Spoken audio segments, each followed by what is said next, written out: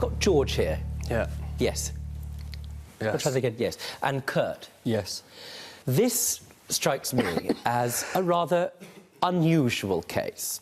And I sometimes use the word unusual at the start of the case, and that often leads me to this slide, a legal slide. It starts at unusual, and then I get on my little slide and I end up at the end of it going, wee! And at the bottom, I think to myself, what started as unusual ended up as morons. Let's see if that happened here. George, Kurt, the two of you have been friends for some time. And in fairness to you, Kurt and George, you have a friendship which is based on all sorts of things, fun, mutual respect, and in addition to that, you also play tricks on each other, like lads do from time to time.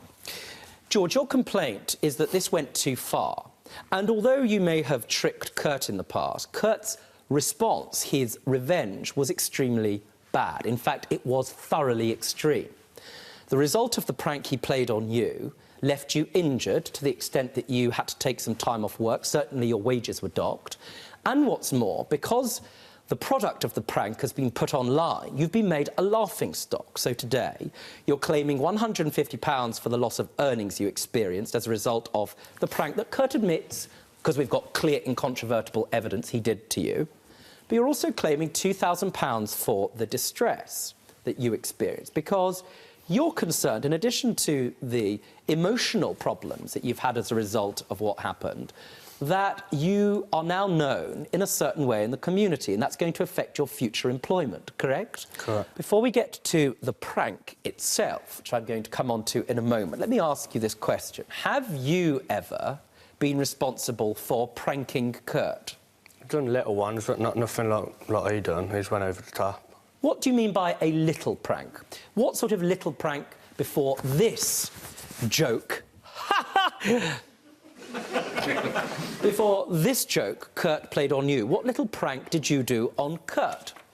When he was in the shower, took his clothes and threw them in the corridor, and he had to go out there wrapped in a towel. Where was this? Was this in his home, or could it be in a public arena? In the hotel. In a hotel. There he was. In a shower, you took all of his clothes, and what did you do with them? Just put them in a bag and threw them down the corridor. So he didn't know where they were? No. And then what? As I was looking in the corridor, I'm over here, to find my clothes, he tried to rip the towel off me, so I was naked in the corridor. And then obviously locked the door, so... And he locked the door behind you? Yeah. So you were in a corridor with no clothes on, committing a lewd act? Yeah. Could you get back into the room? No, he wouldn't let me in. No. So. How long were you in the corridor for? Good minute or so. It was long enough, though. Anybody could have seen me, so... What happened then? Well, he obviously videoed it and put it on the internet. So. Very good. Thank you very much. You did that, didn't you, George? Yeah. Yes. I let him straight back in the room after that. Well, let's pause, because, you see, two wrongs don't make a right, but two wrongs do make two morons, you see? Why did you post it online? For the crack. For the what? For the laugh. For the crack? Yeah.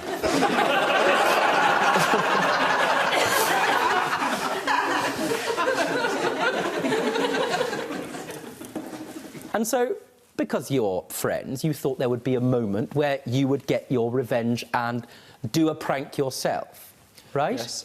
Very sensible. How long did you plan it, Kurt? I planned it the next day at work. Obviously, we worked together, so I had a bit of time to think about it. Now, very quickly, you just explain the idea before you provide me with the video evidence. OK. What did you decide to do? Put some chilli sauce in a bag, put it in the straws, cable tied it together, put it in mine as well. And obviously, when he drank it, he had a shot of chilli sauce. So you decided to get some very hot chilli sauce and put it in his drink. Yeah. But I think you were more creative than that. And in fact, you were more strategic, weren't you? Yeah. Because you didn't just put it in his drink, you also put it in... My own, yeah.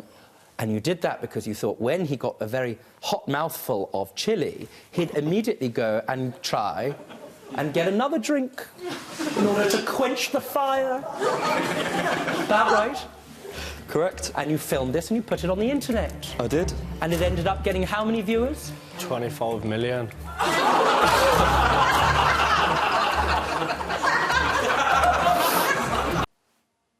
For more Judge Rinder cases, click here. And if you've got a legal issue yourself, get in touch with us by clicking over here.